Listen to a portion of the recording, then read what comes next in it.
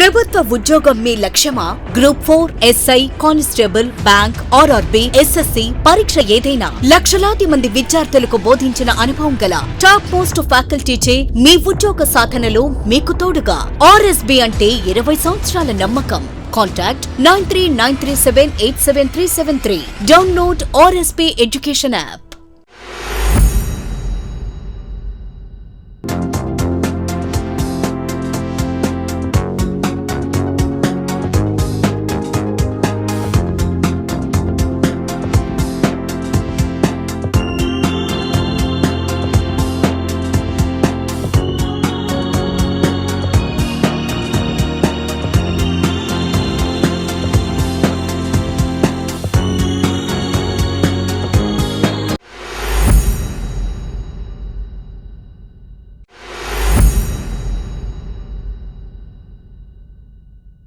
Welcome to RSP education. మరి ఈ వీడియోలో ఏపీపీఎస్సీ నుంచి రీసెంట్గా రిలీజ్ అయినటువంటి ఎండోమెంట్ ఆఫీసర్స్ అదేవిధంగా గ్రూప్ 4 ఉద్యోగాలకు సంబంధించి ఎకానమీ సిలబస్ను ఏ విధంగా ప్రిపేర్ కావాలి అనేటువంటి అంశాన్ని మనం ఇక్కడ డిస్కస్ చేస్తున్నాం.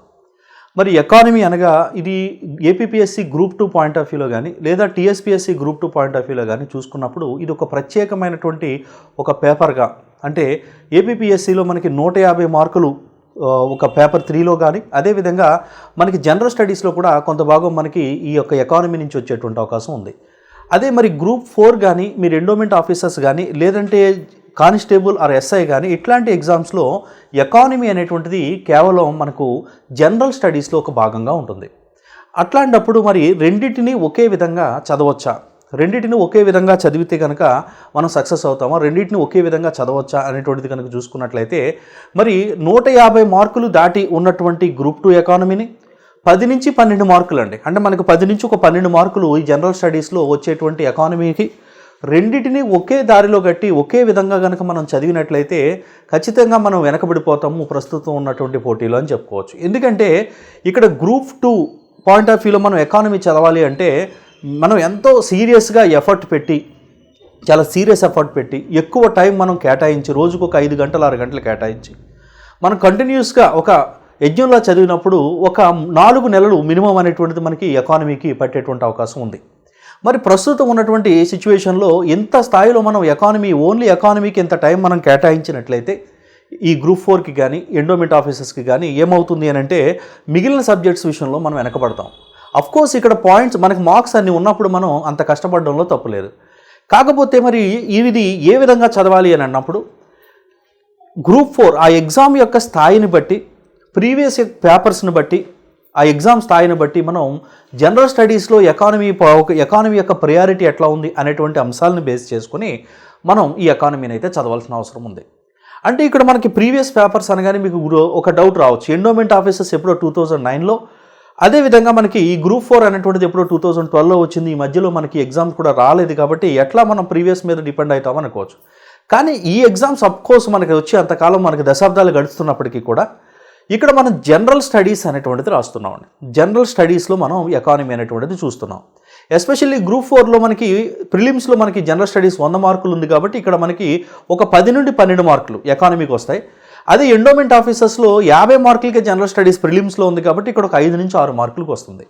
కాబట్టి ఇక్కడ ఏ విధంగా చదవాలి అంటే జనరల్ స్టడీస్ మనకి పాత పేపర్స్ మనకి ఏదైతే గ్రూప్ 3 జరిగిందో లేదంటే మనకు గ్రూప్ 1 గ్రూప్ 2లో కూడా జనరల్ స్టడీస్లో మనకి ఎకానమీ అనేటువంటిది ఇవ్వడం జరిగింది. ఎకానమీ పరంగా కానీ లేదా ఎస్ఐ కానిస్టేబుల్స్ పరంగా కానీ ఈ విధంగా మనం అబ్జర్వ్ చేసినప్పుడు అసలు జనరల్ స్టడీస్లో ఎకానమీకి ఎంత ప్రయారిటీ ఉంది, ఏ అంశాలను ఇస్తున్నాడు, ఎంత డెప్త్కి ఇస్తున్నాడు అనేటువంటిది మనం గ్యాదర్ చేసుకుని మనం చదవాల్సిన అవసరం అయితే ఉంది.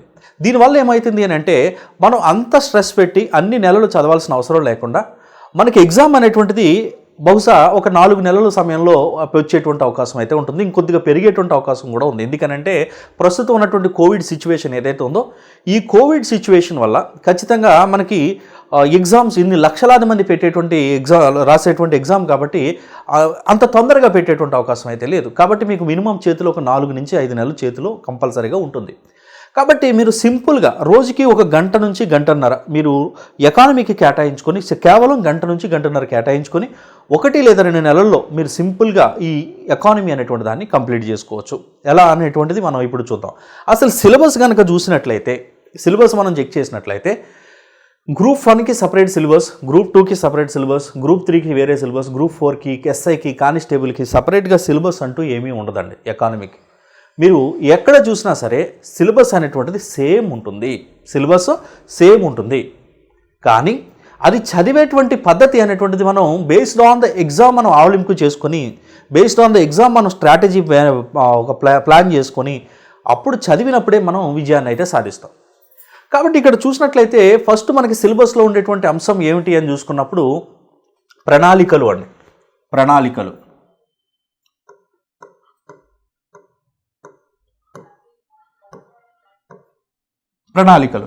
మరి ప్రణాళికలు అనేటువంటి అంశాలు చూసుకున్నప్పుడు మనకి అంటే ఈ యొక్క ప్రణాళికలు అనేటువంటి టాపిక్లో జనరల్ స్టడీస్ పాయింట్ ఆఫ్ వ్యూలో ఎట్టి పరిస్థితుల్లో 1 నుంచి 2 మార్కులు వచ్చేటువంటి అవకాశం ఉంటుంది. 1 నుంచి 2 మార్కులు. అదే గ్రూప్ 2 మనం చూసుకున్నట్లయితే ఇక్కడ మ్యాక్సిమం మనకి మినిమం మనకి 5 మార్క్స్ టు ఒక 8 మార్క్స్ అట్లా వచ్చేటువంటి ఛాన్స్ ఉంది. మరి రెండింటిని ఒకే దారిని ఇక్కడ చదవాలా అన్నప్పుడు అవసరం లేదు. మరి ఏ విధంగా చదవాలి అన్నప్పుడు ప్రణాళికలు అనేటువంటి టాపిక్లో ఇక్కడ మనకి ఏమొస్తుంది అని అనుకుంటే మనకి 12 పంచవర్ష ప్రణాళికలు. అంటే ఇక్కడ మొదటి పంచవర్ష ప్రణాళిక నుంచి 12 పంచవర్ష ప్రణాళికలు ఏవైతే ఉన్నాయో వాటి యొక్క కాలము మనం ఖచ్చితంగా గుర్తుంచుకోవాలి. కాలం అంటే మొదటి పంచవర్ష ప్రణాళిక 1951లో స్టార్ట్ అయ్యి 56, తర్వాత 2వ పంచవర్ష ప్రణాళిక, 3వ పంచవర్ష ప్రణాళిక, అలా 12 పంచవర్ష ప్రణాళికలు ఉన్నాయి. ఈ 12 పంచవర్ష ప్రణాళికలు 5 సంవత్సరాలు కాబట్టి ఈజీగా గుర్తుంచుకోవచ్చు అని అనుకుంటాం. కాకపోతే ఇక్కడ 3వ పంచవర్ష ప్రణాళిక తర్వాత మనకి ప్రణాళిక విరామము, 91 కాలంలో మనకి ప్రణాళిక విరామము, 2 సార్లు ప్రణాళిక విరామాలు రావడము, అదేవిధంగా మనకి మొరార్జీ దేశాయ్ గవర్నమెంట్ వచ్చినప్పుడు పంచవర్ష ప్రణాళిక 1 సంవత్సరం ముందుగానే ఒక ప్రణాళికను మనం ఆపివేయడం, ఇట్లాంటి 3 కాన్సెప్ట్స్, కీ కాన్సెప్ట్స్ ఏవైతే ఉన్నాయో వాటిని మనం గుర్తించుకుంటే, అంటే ఎక్కడైతే మనకి బ్రేక్స్ పడ్డాయో వాటిని గుర్తించుకున్నట్లయితే, వాటిని కంపల్సరీగా మీరు బైహార్ట్ చేసినట్లయితే మిగిలినటువంటి 12 పంచవర్ష ప్రణాళికల యొక్క కాలము అనేటువంటిది ఆటోమేటిక్గా వచ్చేస్తుంది. కాబట్టి ఇక్కడ కాలం దగ్గర నుంచి కానీ లేదా మనం నమూనాలు ఫాలో అయ్యామనండి, నమూనా హ్యారడ్ డోమర్ నమూనా అని, ఇలాగ మనకి మహల్ నోబిస్ నమూనా అని, ఇట్లా మనకి 10 పంచవర్ష ప్రణాళికలకు కూడా కొన్ని నమూనాలు ఫాలో అయ్యాం. ఎస్పెషల్లీ మనకి 5 నుంచి 6 ప్రణాళికలు, ఒక 7 ప్రణాళికల వరకు నమూనాలు మాత్రం మీరు బాగా గుర్తుపెట్టుకోండి. ఏ పంచవర్ష ప్రణాళిక ఎవరు నమూనాను ఫాలో అయ్యాం, హ్యారడ్ డోమర్, ఇట్లా పీసీ మహల్ నోబిస్, ఇట్లా నమూనాలు, కాలము, నమూనాలు, దానితో పాటుగా ప్రయారిటైజేషన్, దేనికి ఏ ప్రణాళిక దేనికి ప్రయారిటీ ఇచ్చింది అనేటువంటి అంశాలను మనం గుర్తుంచుకోవాల్సి ఉంటుంది. అంటే ఇక్కడ మొదటి పంచవర్ష ప్రణాళిక అగ్రికల్చర్ సెక్టర్, అలా మనకి 2వ పంచవర్ష ప్రణాళిక పారిశ్రామిక రంగము, ఇట్లా ఏ ప్రణాళిక ఏ అంశానికి ప్రాధాన్యత ఇచ్చింది అనేటువంటి 3 అంశాలు కనుక మనం గ్యాదర్ చేసుకుని వాటిని మనం గుర్తుపెట్టుకున్నట్లయితే ఈ ప్రణాళికల్లో మనకి మార్కు పోయేటువంటి అవకాశం అయితే ఉండదు. మరి దీన్ని చదవడానికి మనకి మ్యాక్సిమం ఎన్ని రోజులు పడుతుందండి? అంటే ఈ ప్రణాళికలు అనేటువంటి టాపిక్ మనకి గ్రూప్ 2 పాయింట్ ఆఫ్ వ్యూలో చదివినప్పుడు ఏమవుతుంది అని అంటే మనకి ఇంచుమించుగా ఈ ప్రణాళికలు అనేటువంటి టాపిక్లోనే ఒక 60 నుంచి 70 పేజీలు మనకి ఉంటుంది. ఓకేనండి. కానీ ఇక్కడ చూసుకున్నప్పుడు మనం గుర్తుపెట్టుకోవాల్సినవి ఏంటి అంటే ప్రణాళికలు కాలము, ప్రణాళికల కాలం, నమూనా, దానితో పాటుగా ప్రాధాన్యత, కాలము, నమూనా, ప్రాధాన్యత, దీంతో పాటుగా ప్రణాళికల యొక్క హిస్టారికల్ బ్యాక్గ్రౌండ్ అంటే అసలు మనకి మోక్షగుండం విశ్వేశ్వరయ్య గారు ప్రణాళికల గురించి ముందుగా తెలపడం జరిగింది. అక్కడ నుంచి బాంబే ప్రణాళిక, అదేవిధంగా శ్రీమన్నారాయణ గారి మనకి గాంధేయవత ప్రణాళిక, అదేవిధంగా సర్వోదయ ప్రణాళిక అనేటువంటి హిస్టారికల్ బ్యాక్గ్రౌండ్ ఏదైతే ఉందో ప్రణాళికలకు సంబంధించి ఆ హిస్టారికల్ బ్యాక్గ్రౌండ్ అనేటువంటి అంశాలు మీరు చదివితే ప్రణాళికల నుంచి వచ్చేటువంటి 1 కానీ లేదా 2 కానీ మార్కులు మ్యాక్సిమం పోవు. మరి ఇక్కడ ప్రణాళికల కాలంలో ఏ ప్రణాళిక కాలంలో ఎంతెంత పెట్టుబడి పెట్టారు, ఆశించిన వృద్ధి రేటు ఎంత, మరి సాధించినటువంటి వృద్ధి రేటు ఎంత, ఏ ప్రణాళికా కాలంలో ఏ ఇండస్ట్రీ స్టార్ట్ అయ్యాయి, ఏ మనకి స్కీములు స్టార్ట్ అయ్యాయి అనేటువంటిది కూడా ఉంటుంది కదా. మరి చదవకపోతే ఎట్లా అని అనుకోవచ్చు. అఫ్కోర్స్ అవి కూడా ఉంటాయి. మరి గ్రూప్ 2 పాయింట్ ఆఫ్ వ్యూలో చదివినప్పుడు వాటిని మనం ఖచ్చితంగా ఇంక్లూడ్ చేసుకుని ప్రతి ఒక్క అంశాన్ని మనం ఖచ్చితంగా చదవాలి. ఇక్కడ అది అవసరం లేదు. మరి అవసరం లేదని మీరు ఎట్లా చెప్తారు? ఒకవేళ అందులోంచి మార్కు వస్తే మార్కు పోతుంది కదా అని మీరు అడగవచ్చు. అఫ్కోర్స్ వస్తే పోవచ్చు. ఎందుకనంటే ఈ మధ్య కాలంలో ఎగ్జామినర్ ఇట్లానే ఇస్తాడు అనేటువంటిది, చిన్న ఎగ్జామ్కి ఇట్లాగే ఇస్తాడు పెద్ద అనేటువంటిది మనం చెప్పలేము. ఎందుకంటే గతంలో జరిగినటువంటి గ్రామ వార్డు సచివాలయ ఎగ్జామ్ మొదటి ఎగ్జామ్ కానీ లేదా మనకి తెలంగాణలో జరిగినటువంటి కానిస్టేబుల్ ఎగ్జామ్స్లో కానీ చూసుకున్నట్లయితే స్థాయి అనేటువంటిది చాలా మించిపోయింది. అఫ్ కోర్స్ అట్లాంటి స్థాయి మించినటువంటి ప్రశ్నలు వస్తాయి కదా అని చెప్పి మీరు ఇంత డెప్త్కి వెళ్ళి చదివితే సమయం వేస్ట్ అవుతుంది. ఒకవేళ అట్లాంటి క్వశ్చన్స్ ఒకటో రెండో వస్తే మీరు లాస్ అయ్యేటువంటిది ఒకటో రెండో మార్క్స్ మాత్రమే. లాస్ అయ్యేది ఒకటి కానీ రెండు కానీ మార్క్స్ కానీ ఈ సమయాన్ని మీరు ఇంకా జియోగ్రఫీ మీద, హిస్టరీ మీద, పాలిటీ మీద, ఇట్లాంటి వాటి మీద, లేదా కొత్త సబ్జెక్ట్స్ మీకు రానటువంటి సబ్జెక్ట్స్ ఏవైతే ఉన్నాయో వాటి మీద కనుక ఫోకస్ చేస్తే ఇక్కడ పోయే 1-2 మార్కుల ప్లేస్లో అక్కడ మీరు మోర్ దెన్ 10 మార్క్స్ గెయిన్ చేసుకోగలరు. అలాగని ఎవ్వరు గ్యారంటీ చెప్పలేరండి ఇక్కడే వస్తాయి అనేటువంటిది చెప్పలేము. ఎగ్జామినర్ ఒక గ్రూప్ 2 పాయింట్ ఆఫ్ వ్యూలో మనకి క్వశ్చన్ ఇచ్చేటువంటి ఛాన్స్ ఉంటుంది, వచ్చేటువంటి అవకాశం ఖచ్చితంగా ఉండొచ్చు. 1-2 ఖచ్చితంగా అట్లాంటివి కూడా పడతాయి. కానీ 1-2 ఒక ఎకానమీలో 12 క్వశ్చన్స్ ఇస్తారనుకుంటే అందులో 1-2 అట్లాంటి క్వశ్చన్స్ వస్తాయని మనం మొత్తం గ్రూప్ 2 స్థాయిలో చదువుకుంటూ కూర్చుంటే, అంటే మీరు కేవలం గ్రూప్ 4కి ప్రిపేర్ అయ్యేటువంటి అభ్యర్థులు అయితే నేను చెప్పేది, అలా కాకుండా గ్రూప్ 2కి మీరు సీరియస్గా ప్రిపేర్ అవుతున్న అభ్యర్థులు అయితే మీరు మొత్తం ప్రిపేర్ అవుతంలో ఏ తప్పు లేదు. కానీ మీరు కేవలం గ్రూప్ 4 వచ్చే తక్కువ కాలం ఉంది, నేను ఇప్పుడే మొదలు పెడుతున్నాను అనుకునే వాళ్ళకి మాత్రమే నేను చెప్తున్నానండి. ఆల్రెడీ మీరు గ్రూప్ 2 ఆల్రెడీ చదివేశారు, ప్రణాళికలు మీకు వచ్చు, అట్లాంటప్పుడు హ్యాపీగా ఒకసారి రివైజ్ చేసుకోండి, సరిపోతుంది. ఓకేనా? అంటే ఇక్కడ మనం ఈ స్ట్రాటజీ ఫాలో అయినప్పుడు 1-2 మార్కులు లాస్ అవ్వచ్చు, కానీ మిగిలిన సబ్జెక్ట్స్ సమయాన్ని దాచుకొని మనం మిగిలిన సబ్జెక్ట్స్ని, మిగిలిన వాటిని కూడా చదువుకోవడం వల్ల 1-2 పోయినా మిగిలిన మనకి అంతకంటే ఎన్నో రెట్లు ఎక్కువ మార్కులు వస్తాయి అనేటువంటిది గుర్తుపెట్టుకోండి. అందుకే ప్రణాళికల్లో మీరు ఇది చదవాల్సింది ఇది. ఓకేనండి? మరి ప్రణాళికల తర్వాత ఇంకే అంశాలు ఉంటాయి? ప్రణాళికల తర్వాత మనకి నిరుద్యోగిత అనేటువంటి కాన్సెప్ట్ ఉంటుంది. నిరుద్యోగిత, దాని తర్వాత మనకి పేదరికము, నిరుద్యోగిత, పేదరికము. ఓకేనండి? సో మరి నిరుద్యోగిత, పేదరికము, ద్రవ్యం, బ్యాంకింగ్, ద్రవ్యోల్బణం,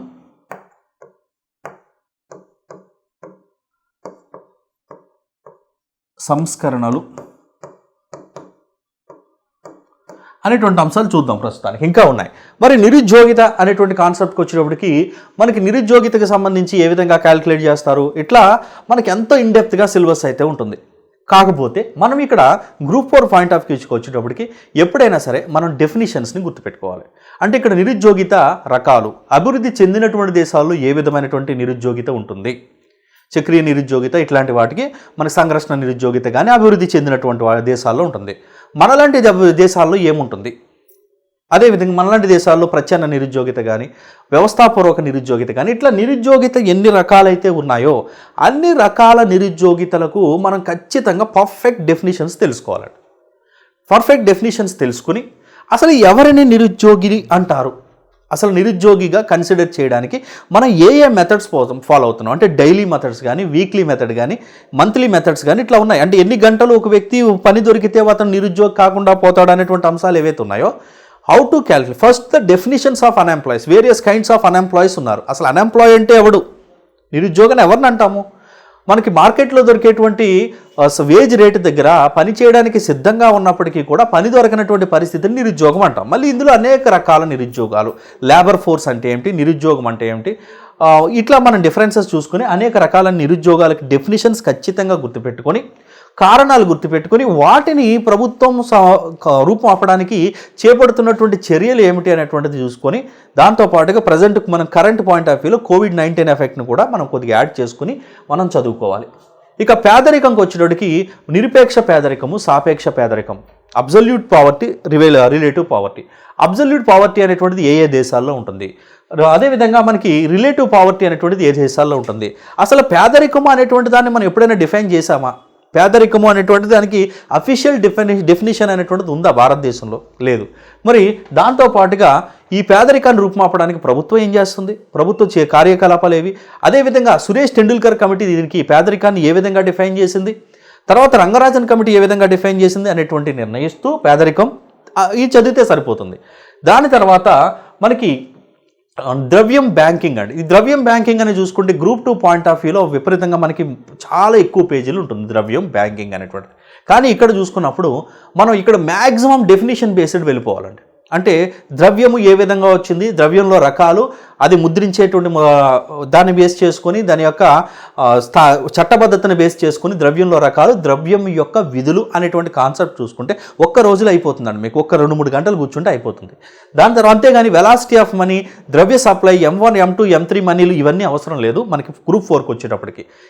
ఏది మీరు చదువుతున్నారు, ఏ ఎగ్జామ్కి ప్రిపేర్ అవుతున్నారు, గ్రూప్ 2కే ప్రిపేర్ అవుతున్నారా, అప్పుడు కంప్లీట్గా మొదలు పెట్టండి, కంప్లీట్ చేయండి, టైం ఉంది కాబట్టి. గ్రూప్ 4కి అనుకుంటున్నారు, ఇప్పటికిప్పుడు ఇది అయిపోవాలనుకున్నప్పుడు ఈ పాయింట్ ఆఫ్ వ్యూలో వెళ్ళండి. ఇక బ్యాంకింగ్ అండి, మరి బ్యాంకింగ్కి వచ్చేటప్పటికి ఇక్కడ బ్యాంకింగ్ బ్యాక్గ్రౌండ్ కొద్దిగా చూసుకోండి. అసలు బ్యాంక్ ఎక్కడి నుంచి వచ్చాయి, ఫస్ట్ బ్యాంక్ ఏంటి, ఇండియాలో మొదటి బ్యాంకులు ఏంటి, ఇట్లాగ వచ్చేటప్పటికి మళ్ళీ గూగుల్తో ఉన్నటువంటి మొత్తం సోదంతా అవసరం లేదండి.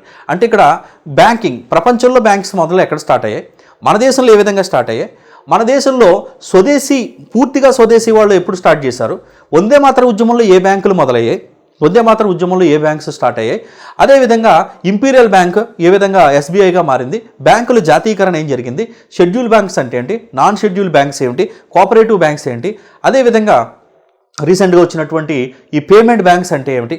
ఓకేనండి, వీటి గురించి మనం బ్యాంక్స్ గురించి మొత్తం ప్రతి అంశాన్ని ఐడెంటిఫై చేసుకుని వాటిని మనం వాటిని మనం డెఫినిషన్స్ని ఎస్పెషల్లీ వాటిని ఫాలో అవుతూ మనం బ్యాంకింగ్ సెక్టార్లో రీసెంట్గా బ్యాంకులు మర్జ్ అవుతున్నటువంటిది, అనేక బ్యాంకులు మనం విలీనం చేసేస్తున్నారు కదా, అది కంపల్సరీ కరెంట్ పాయింట్ ఆఫ్ వ్యూలో ఏ బ్యాంక్ ఎందులో విలీనమైంది. మనకి ఆంధ్ర బ్యాంక్ యూనియన్ బ్యాంకులో ఏ విధంగా విలీనమైంది, అదేవిధంగా మనకి SBH వచ్చి SBIలో విలీనమైంది, మహిళా బ్యాంక్ వచ్చి SBIలో విలీనమైంది. ఇట్లా విలీనానికి సంబంధించి ఒక టేబుల్ వేసుకోండి, బ్యాంకింగ్ అయిపోతుంది. ఇక ద్రవ్యోల్బణంగా వచ్చేటప్పటికి ద్రవ్యోల్బణానికి వివిధ డెఫినిషన్స్, వ్యయ ప్రేరిత ద్రవ్యోల్బణం, డిమాండ్ ప్రేరిత ద్రవ్యోల్బణం, అదేవిధంగా ఇన్ఫ్లేషన్, స్టాగ్ఫ్లేషన్, డెఫ్లేషన్, ఇట్లాగా మనకి ద్రవ్యోల్బణానికి సంబంధించినటువంటి ఏరియాస్ కాన్సెప్ట్స్ గుర్తుపెట్టుకోండి. తర్వాత ద్రవ్యోల్బణ నియంత్రణకు ప్రభుత్వం తీసుకునేటువంటి చర్యలు, రిజర్వ్ బ్యాంక్ ఆఫ్ ఇండియా తీసుకునేటువంటి చర్యలు, బడ్జెట్ పరంగా తీసుకునేటువంటి చర్యలు ఏవైతే ఉంటాయో అవి తీసుకొని ఏ విధంగా ద్రవ్యోల్బణాన్ని మెజర్ చేస్తారు, ఇది చాలా ఇంపార్టెంట్. అంటే CPI, consumer price index, wholesale price index, food price index అనేటువంటి 3 కాన్సెప్ట్స్ని కూడా ఇక్కడ మిళితం చేసుకొని చదివితే ఇది మ్యాక్సిమం అంటే 2 గంటలు టైం పెట్టుకొని, రోజుకు 2 గంటలు టైం పెట్టుకొని చూసుకుంటే ఒక 3 రోజుల్లో ద్రవ్యోల్బణం అయిపోతుంది, ఒక 5 రోజుల్లో ద్రవ్యం బ్యాంకింగ్ ఆ కాన్సెప్ట్ అయిపోతుంది. గ్రూప్ 4 పాయింట్ ఆఫ్ వ్యూలో నేను చెప్పేది. ఇక 91 ఆర్థిక సంస్కరణలు అనుకున్నాం. ఈ 91 ఆర్థిక సంస్కరణలు కూడా దేశ ఆర్థిక వ్యవస్థను ఒక మలుపు తిప్పినటువంటి అంశం కాబట్టి దీన్ని మనం బాగానే గుర్తుంచుకోవాలి. దీనికి గల బ్యాక్గ్రౌండ్ ఏంటి, ఎందుకు సంస్కరణలు తీసుకురావాల్సి వచ్చింది, సంస్కరణలు తీసుకొచ్చిన LPG అంటే ఏంటి, లిబరలైజేషన్, ప్రైవేటైజేషన్, గ్లోబలైజేషన్ అంటే ఏమిటి, ఓకేనండి. తర్వాత వాటిని ఇంప్లిమెంట్ చేయడం వల్ల వచ్చినటువంటి పాజిటివ్ ఇంపాక్ట్స్ ఏంటి, నెగిటివ్ ఇంపాక్ట్స్ ఏంటి, ఓన్లీ బేసిక్స్. ఓకేనండి, ఇవి చదువుకుంటే 91 ఆర్థిక సంస్కరణల వరకు కూడా అయిపోతాయి. ఇక నెక్స్ట్ మనకి ఇంకేమున్నాయి సిలబస్లో,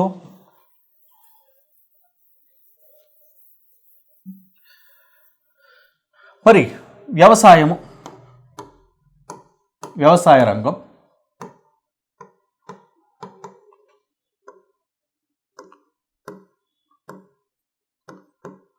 పారిశ్రామిక రంగం, వ్యవసాయ రంగం, పారిశ్రామిక రంగం, తర్వాత సేవా రంగం,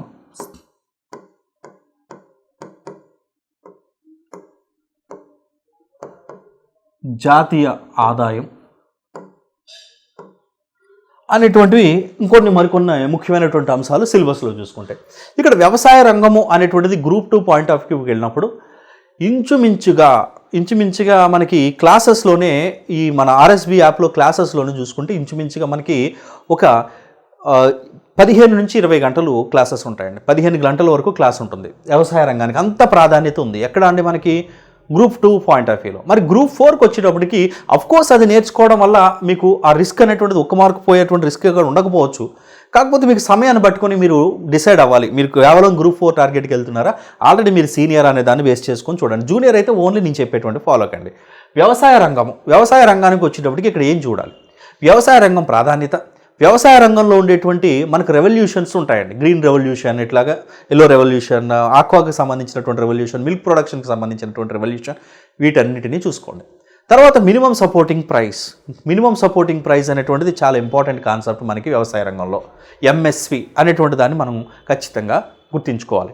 దీంతో పాటుగా వ్యవసాయ విధానాలు, ప్రభుత్వాలు ప్రకటించినటువంటి వ్యవసాయ విధానాలు, భూ సంస్కరణలు అంటే వ్యవసాయాన్ని బాగు చేయడానికి తీసుకొచ్చినటువంటి భూ సంస్కరణలు, అదేవిధంగా వ్యవసాయానికి అభివృద్ధి చేయడానికి ప్రభుత్వం తీసుకొస్తున్నటువంటి స్కీములు ఏవైతే ఉన్నాయో వాటిని వాటిని కూడా మళ్ళీ రైతు బంధు పథకానికి సంబంధించి మనకి అది కానీ లేదా నరేంద్ర మోదీ గారు ఇచ్చేటువంటి ఏదైతే ఈ యొక్క పెట్టుబడి సాయంకి సంబంధించినటువంటి కానీ వాటిని కూడా ఇందులో ఇంక్లూడ్ చేసుకొని ఎఫ్సిఐ కానీ అదేవిధంగా వ్యవసాయం ఫేస్ చేస్తున్నటువంటి ప్రాబ్లమ్స్ కానీ వీటన్నిటి అంశాలను మిళితం చేసుకొని మనం ఇది చదవాల్సి ఉంటుంది. ఇది ఒక 4 రోజుల పాటు ఒక 2 గంటలు మీరు సమయాన్ని వెచ్చించుకొని చదివి తర్వాత దానికి తగ్గట్టు మంచి ప్రాక్టీస్ బుక్ పెట్టుకొని మీరు క్వశ్చన్స్ని ప్రాక్టీస్ చేస్తే చాలా చక్కగా ఈజీగా మన వ్యవసాయ రంగం కంప్లీట్ చేయొచ్చు ఒక 10 గంటల క్లాస్లో. ఒక 10 గంటలు మీరు కేటాయిస్తే, ఎందుకంటే ఇక్కడి నుంచి వచ్చేటువంటి అవకాశం ఎక్కువ ఉంటుందండి.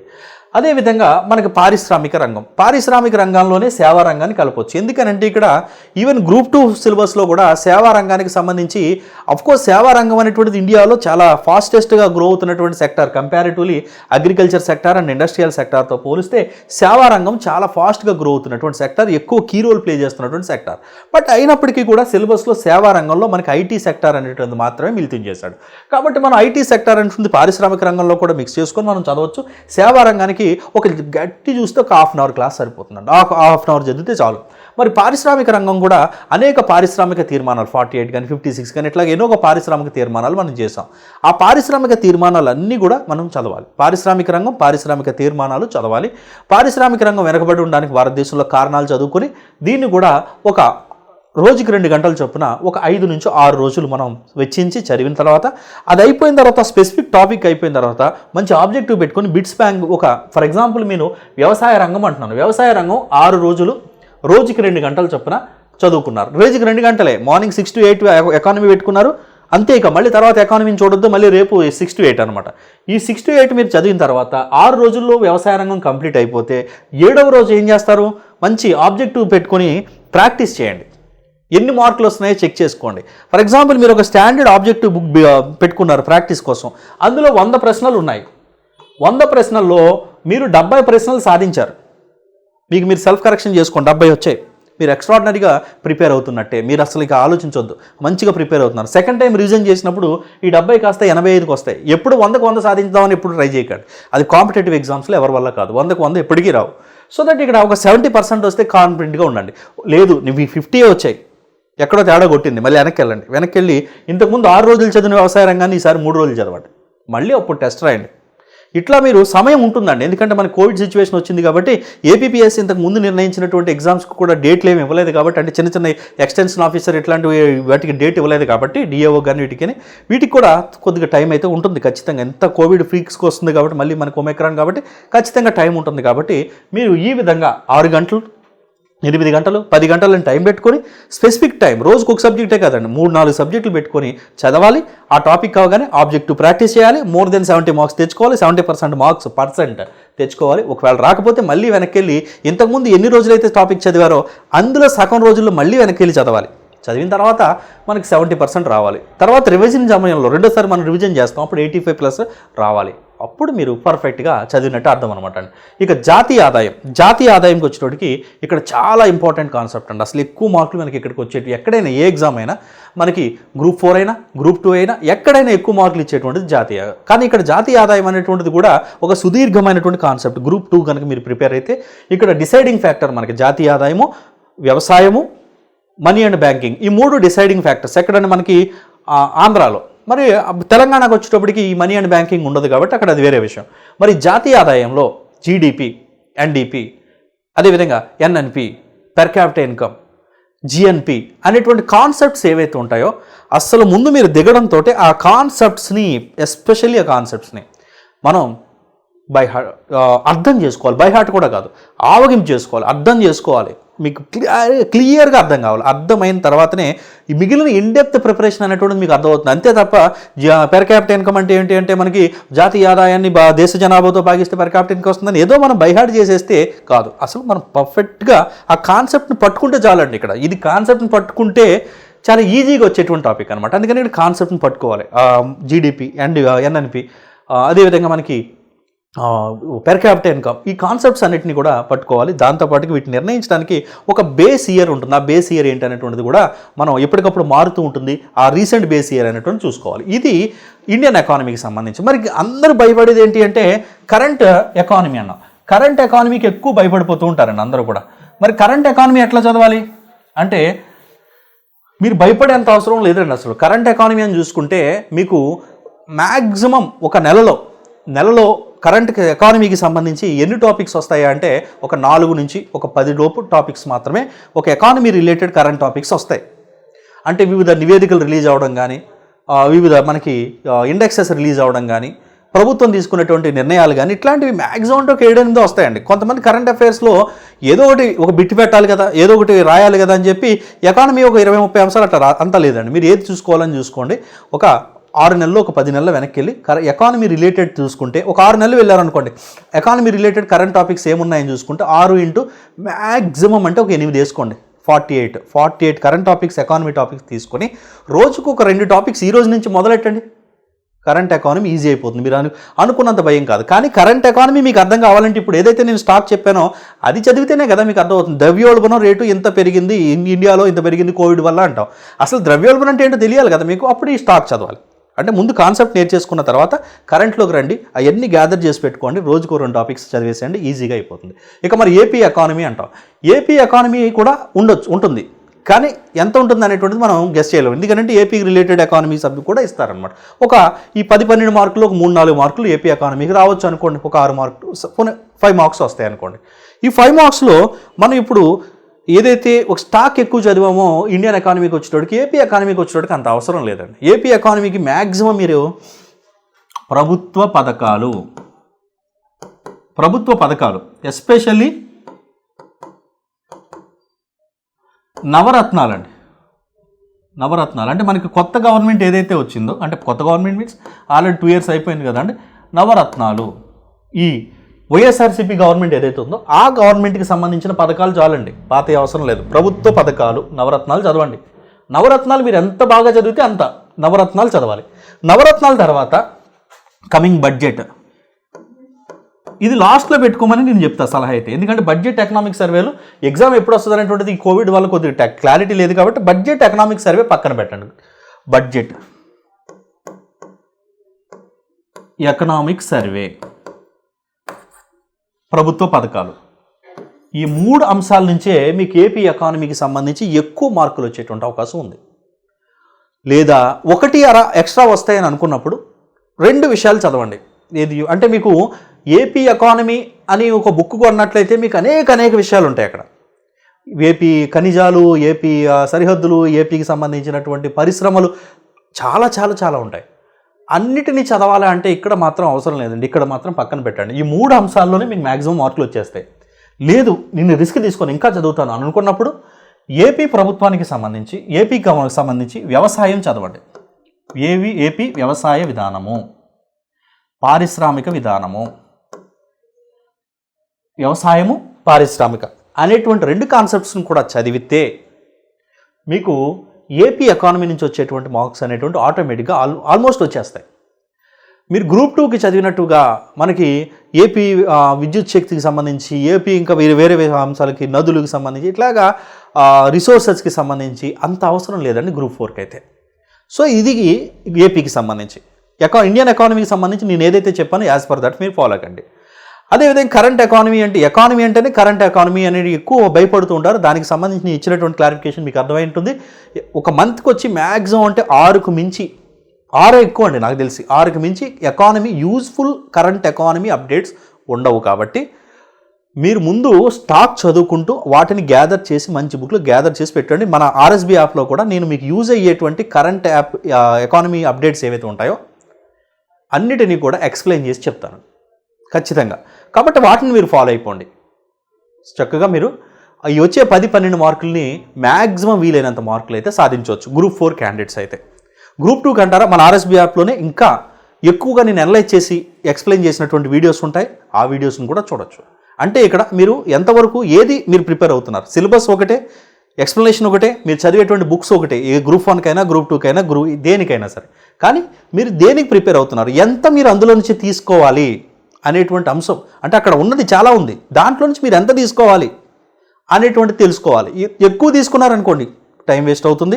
మీకు కేవలం గ్రూప్ 4 మీ టార్గెట్ అయితే, తక్కువ తీసుకున్నారనుకోండి మార్క్స్ పోతాయి. అందుకని మీరు ఆ స్పెసిఫిక్ రిసోర్స్ నుంచి మీరు ఎంత తీసుకోవాలనేటువంటి నాలెడ్జ్ని ముందు మీరు గెయిన్ చేసుకొని అప్పుడు ప్రిపరేషన్ అయితే మొదలు పెడితే 2 నెలల్లో రోజుకి 2 గంటల సమయం పెట్టుకుంటే ఈజీగా గ్రూప్ 4 ఎకానమీకి సంబంధించి ఈజీగా మనం కంప్లీట్ చేస్తాం. కొంతమంది మనకి 1 వీక్లోనో వారం రోజుల్లోనో 10 రోజుల్లోనో ఎకానమీ అయిపోతుందని అంటారు. ఎకానమీ అనేటువంటిది కంపారిటివ్లీ ఆల్ సబ్జెక్ట్స్, మిగిలిన సబ్జెక్ట్స్ అన్నిటికంటే కూడా అత్యంత క్లిష్టంగా భావించేటువంటి సబ్జెక్ట్ ఏంటంటే అందరికీ కూడా రీసెంట్గా మనకి ఏపీపీఎస్సీ కూడా ఏ సబ్జెక్ట్ తీసేయాలంటే ఎకానమీ తీసేయండి అని చెప్పేసి అన్నారు. అందుకని ఎకానమీ అనేటువంటిది అత్యంత క్లిష్టమైన సబ్జెక్ట్ కాబట్టి మీరు నేను చెప్పినటువంటి మెథడ్స్ అయితే ఫాలో కండి, మ్యాక్సిమం మార్క్స్ అయితే గెయిన్ చేసుకుంటారు. Thank you.